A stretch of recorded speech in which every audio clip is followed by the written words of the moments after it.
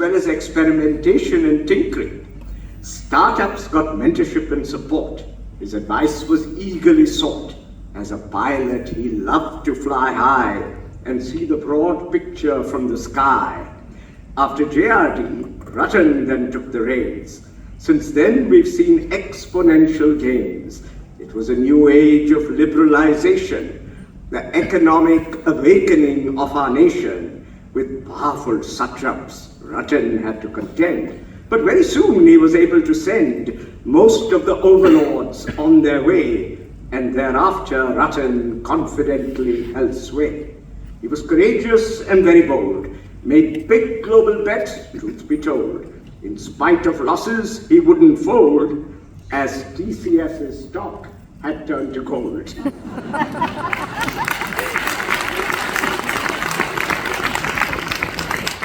As these strategies were unfurled, the group spread all over the world. He was a man of empathy and compassion, even though it wasn't the fashion. As a Tata, of course, he stood very tall, but grace and simplicity was always his call. His dogs were very much part of his life, a perfect escape from stress and strife. On 26/11/08, he received a great blow, but he recovered and was able to show that everyone's pain the group could share, and for one and all, they would care. Ratan Tata can surely inspire all of us to aim even higher. The Parsis had a simple creed, which helped them all succeed. Good thoughts, good words, good deeds. A mantra that serves the business needs. JRD Tata put it on the family crest. It encouraged them to do their best. Ratan believed in doing the right thing. There is a cost this philosophy can bring, but nothing actually is lost, as benefits outweigh the cost. In the Tata business, he played a major role, but encouraging entrepreneurs was also a goal. The Tata Trust got much attention. Serving people was his intention. Relief and empowerment he could bring, another way of doing the right thing. The businesses and trusts played a role in achieving India's development goal. Business. Now, Adam Smith was very wise. He saw the benefit of free enterprise. Maximizing individual gain can alleviate economic pain. In socialist regimes, people refuse to work without adequate rewards. They prefer to shirk. The invisible hand is better than a plan. Good competition uncannily can throw out the chaff, select good grain, and for the economy, this is the game. But of course, we have to take care that the competition is fair. There are many benefits businesses show. After all, they help the economy grow. Jobs are created, good careers are curated, a steady focus on innovation brings new products for the nation. But is this enough? Should business do more? The Tatas, of course, did so for sure. Swaraj. While we were under British domination, our leaders strove for the creation of a truly independent nation with an economy free of exploitation. The British brought us all to heel. Could we be liberated by the spinning wheel? Perhaps, but to really succeed, modern industry was the need. Businessmen, of course, could lead, but it shouldn't be all about greed. Mahatma Gandhi took a good grip and propounded trusteeship. Many Indians could clearly see the logic of this legacy and practice corporate social responsibility as well as contributing to philanthropy. With the Bajaj family, this is what you find. Ardeshir Godrej also comes to mind. Many others took this to heed. The Indian economy began to succeed. Ardeshir and Pirosha Godrej, the founders of the Godrej Group. Ardeshir was our illustrious founder. We couldn't have asked for anyone sounder. Though just a lawyer by profession, invention was his true obsession.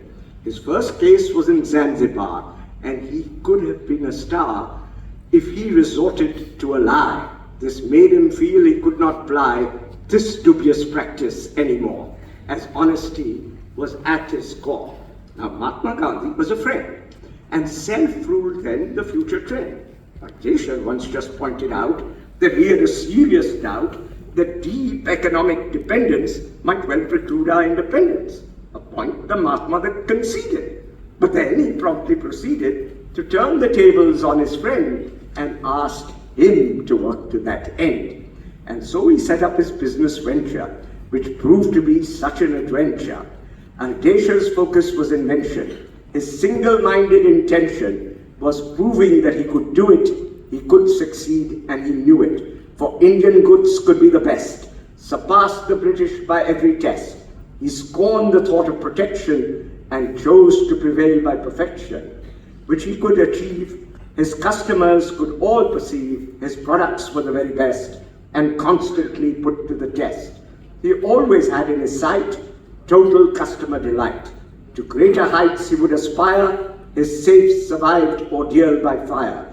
During the war, a ship exploded, the outer walls of safes eroded, but the inner contents were intact.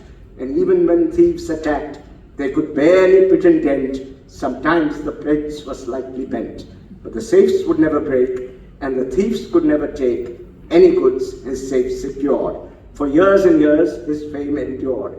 There was no limit to his scope. He worked as hard in tackling soap. For many years he tried his hand until he could well understand the ins and outs of making soap. To vegetarians he gave new hope. The other makers were all callow. They filled their soap with lard and tallow, and that too rendered in the street, which meant that it couldn't meet proper standards of hygiene. Indeed, it was a sorry scene. And thanks to his tireless toil, good soap could now be made from oil.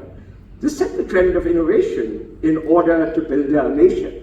Ardeshir was a butterfly, and each new flower he would try, while flitting there deeply drink. But then he would always think, it's time to try another flower.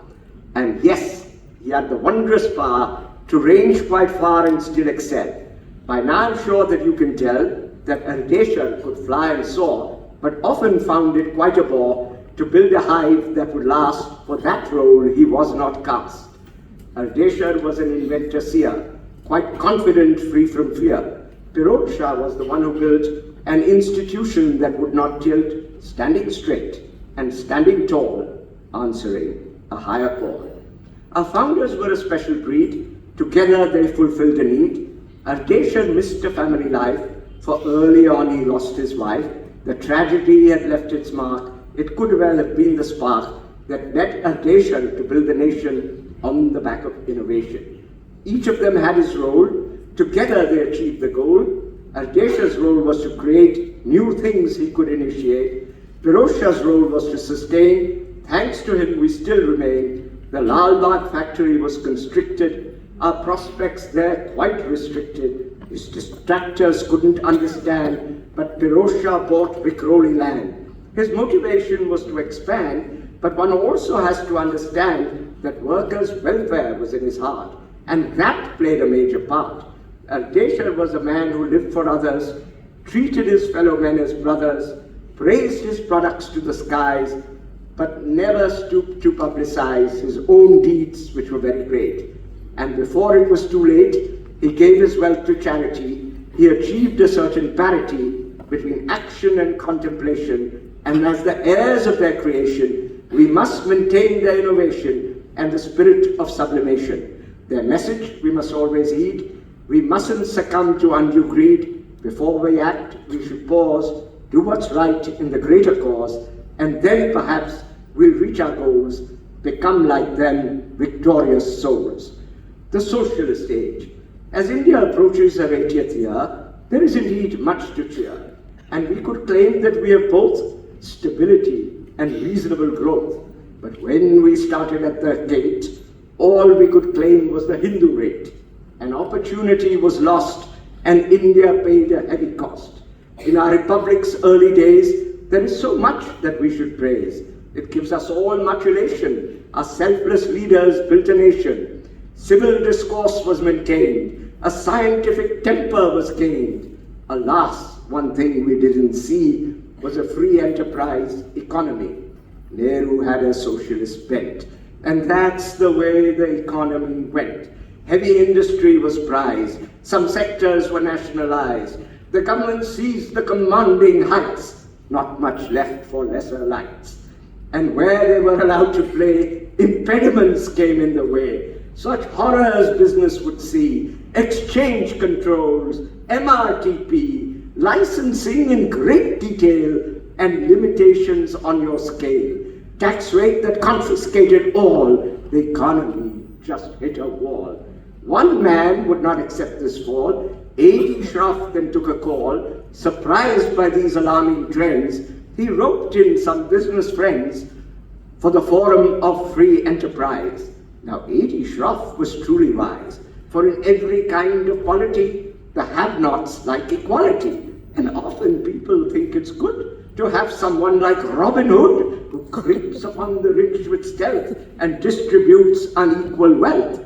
And this was tried in many ways. Long ago in the Soviet days, it's true, disparities were small, although behind the Kremlin wall, officials lived a life of ease while the economy was on its knees.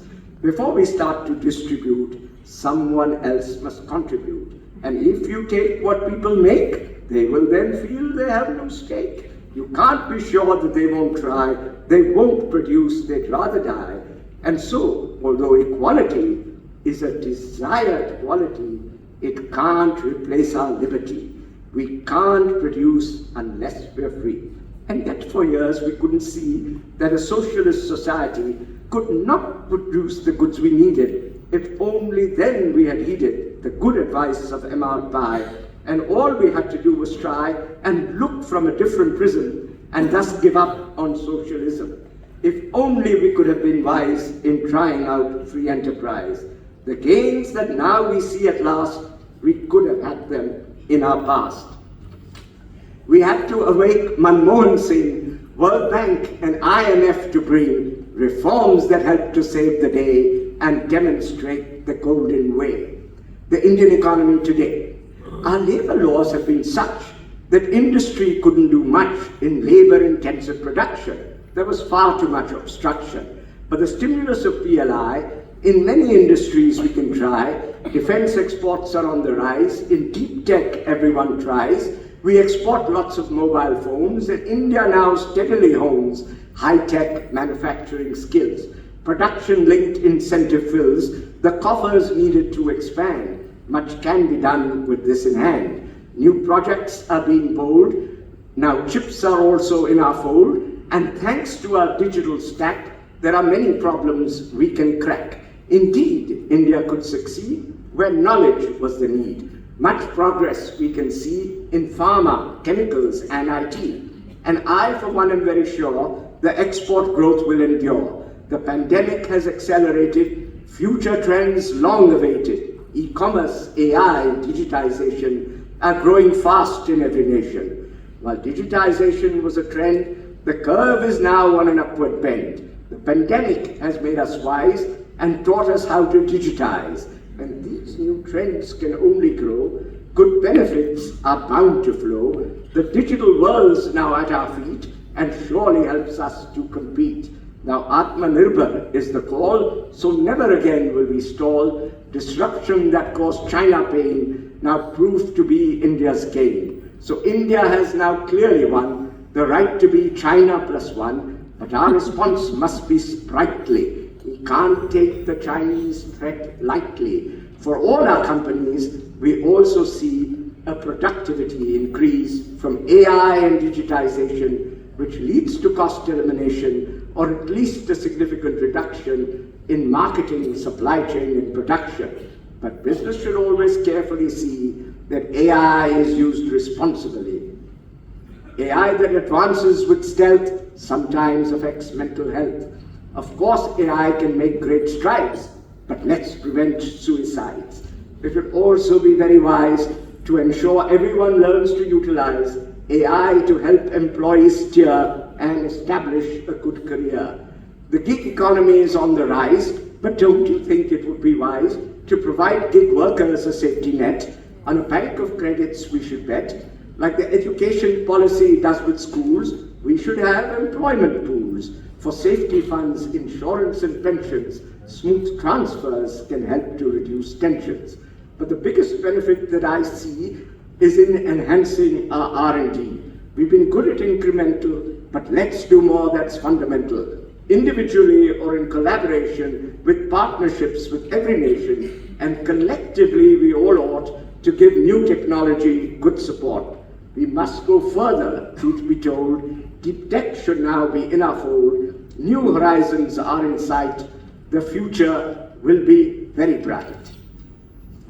ESG.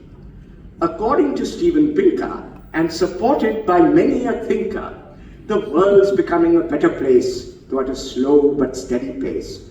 And yet there are problems for sure. And climate change is at the fore. Inequality is also dire and maybe getting much higher. If progress on all these is slow, the consequences are grave, we know. Their abilities and constraints are such that governments can't do much.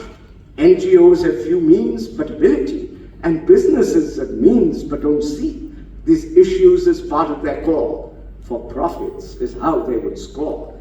But businesses slowly realize that profit is a short-term prize.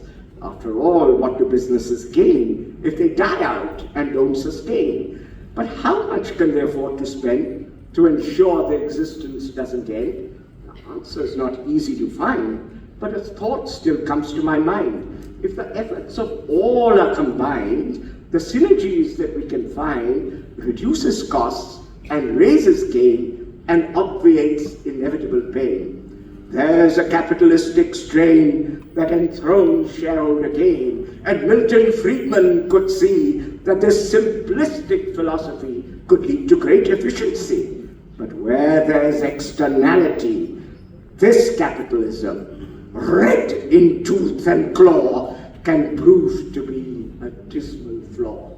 Correction can come from regulation, or even from self-remediation. And Adam Smith himself foresaw that business could address this flaw. It should be clearly understood one can do well by doing good. Doing it smartly, we do better. So why not be the trendsetter?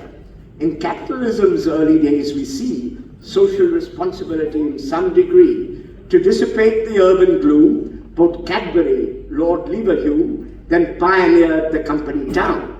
Some observers would surely frown at their extremely paternal attitude, but many might view it with gratitude. We should remember, in that age, it compensated their lowly wage. It's time to get the Tata Group now very much into the loop, because it seemed morally right. The Tata Group then set its sight at such a very lofty height for what trade unions had to fight in Europe for several years was gifted by these worthy seers.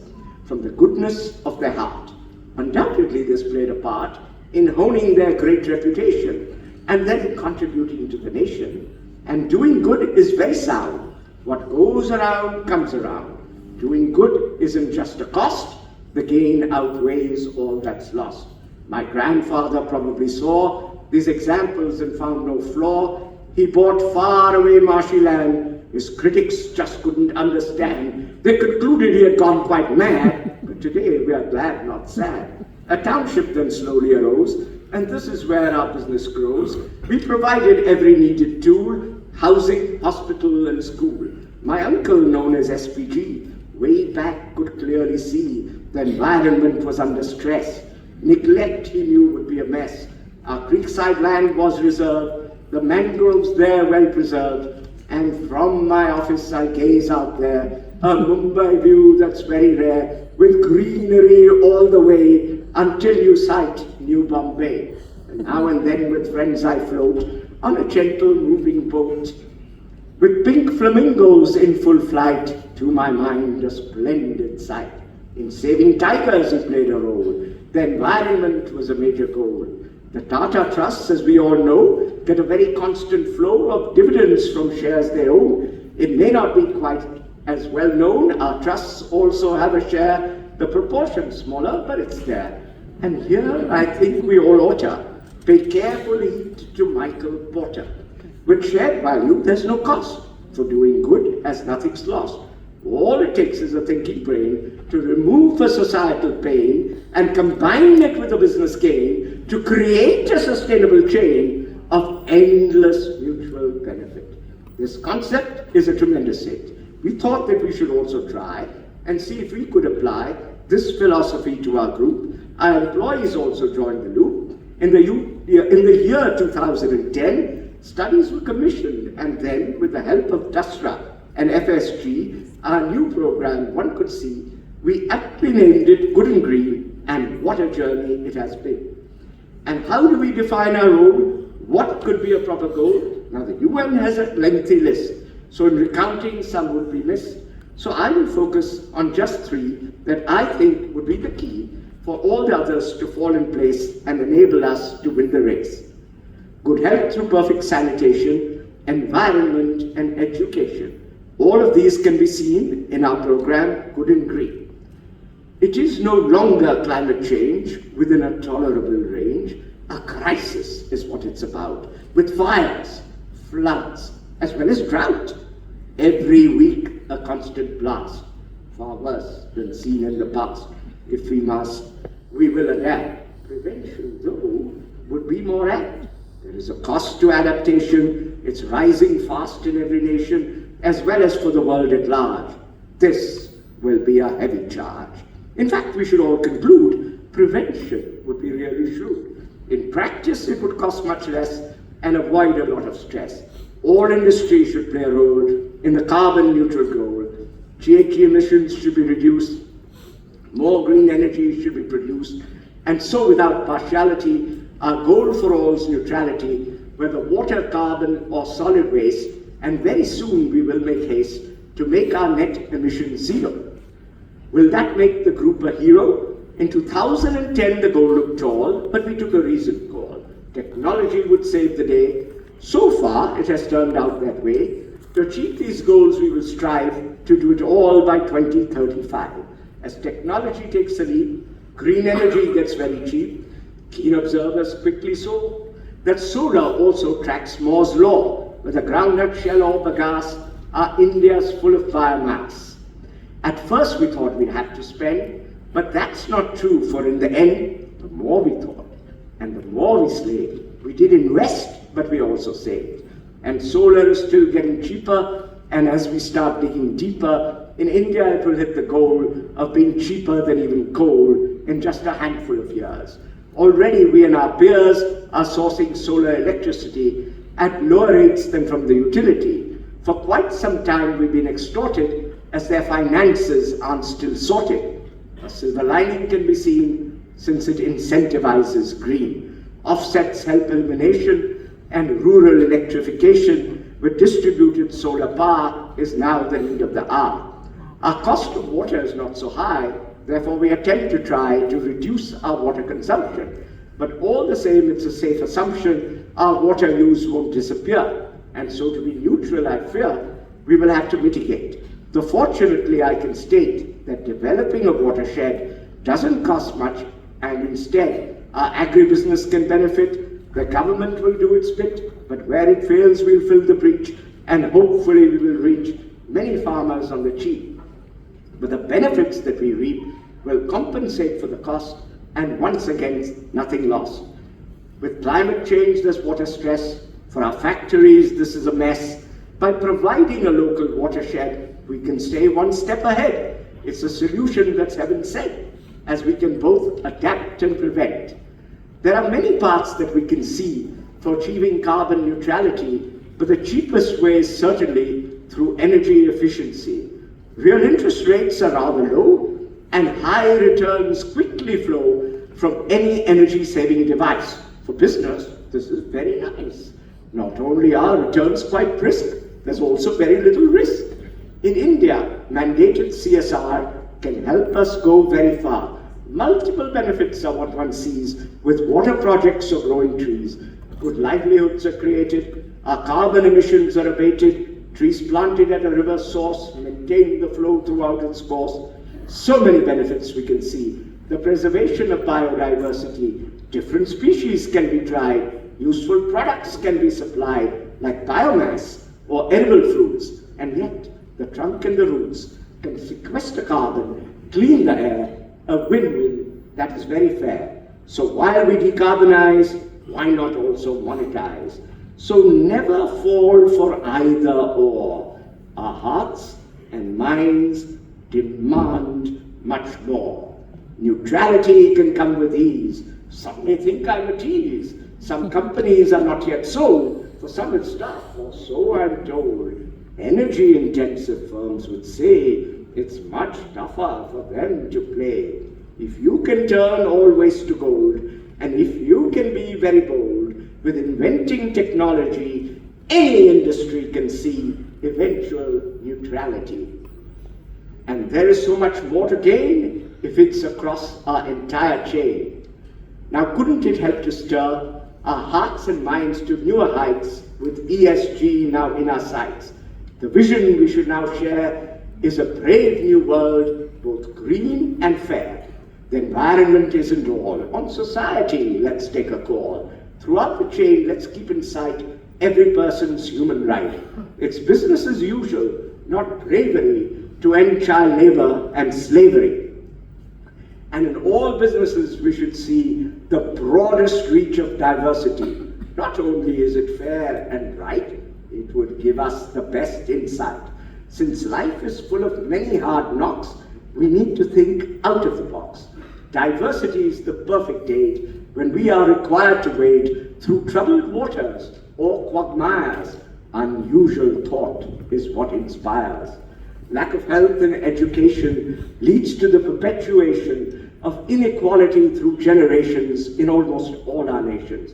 Without good health, you never learn. If you don't learn, you cannot earn. For health as well as climate change, it certainly isn't strange that prevention's better than a cure.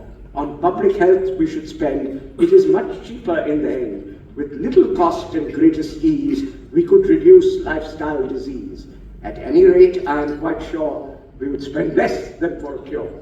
In order to achieve this goal, businesses should play a role. Through business models and CSR, together we can go quite far, and similarly, through education, we can serve ourselves and the nation. We often think that charity can address disparity, but tackling health and education are better means for alleviation. Using AI for education and health will create meaningful wealth. If we work together to fix it, India will be truly Wixit. Let us strive to create a heaven of joy and prosperity by 2047. Through action and advocacy, we can help all humanity to create a world that's just and fair, and everyone is free to share nature's bounty and be fulfilled. And then I'm sure we'd all be thrilled.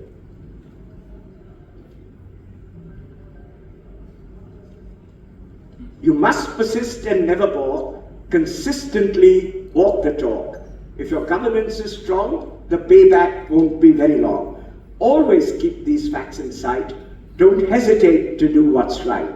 The strategy is tried and tested. In the long haul, it can't be bested. Now ESG will take you far. Don't just be a shooting star, rising high before you fall. Instead, take the enduring call. All of us can forge ahead if we only learn to shed the barriers that can divide, and if cooperation strive. With the help of business, I foresee a helpful, thriving society. It should be clearly understood that sustainable business is very good for stakeholders as well as society. There is no contradiction that we see. Let us all proclaim this aloud and make Ratan Tata very proud. Thank you.